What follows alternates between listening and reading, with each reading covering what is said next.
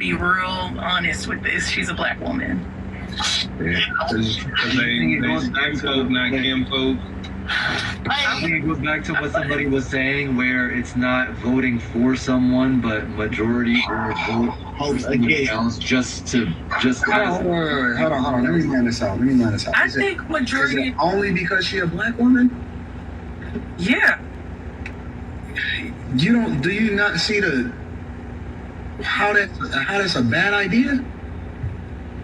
Elaborate. Okay, so we're in 3 proxy wars with some of the most powerful leaders in the world. She failed at the border, in which we have an estimation of 15 to 20 million people illegally into this country.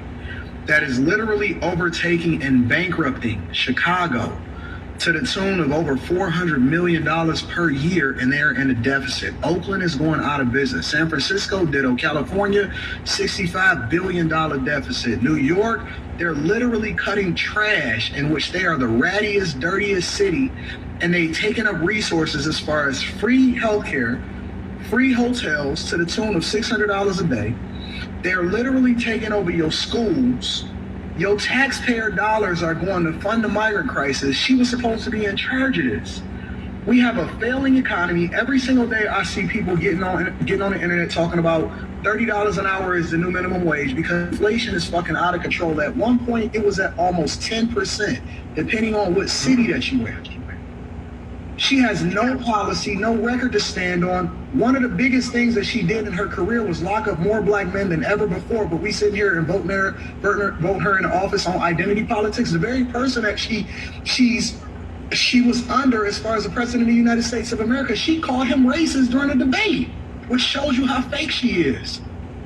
And the only thing that we can stand on from a policy perspective is whether or not she's black and she's a woman. We did that during the Obama administration, and he didn't do anything for black people. As a matter of fact, y'all complain because the only person that he did, or the only group of people that he really stood for, is the alphabet community, and that's this landmark thing that he's still standing on today. So the only thing that we have to stand on is identity politics. That shit didn't work with Tiffany Henyard in Dayton, Illinois. It didn't work with Karen Bass. It didn't work with Lori Lightfoot in Chicago. It didn't work with Brandon Johnson, that then took over her position in Chicago. It didn't work with Andre Dickens in Atlanta. It didn't work with Eric Adams in New York. It doesn't work across the country. Every single Democratic city is a hellhole. And we sitting here talking about identity politics?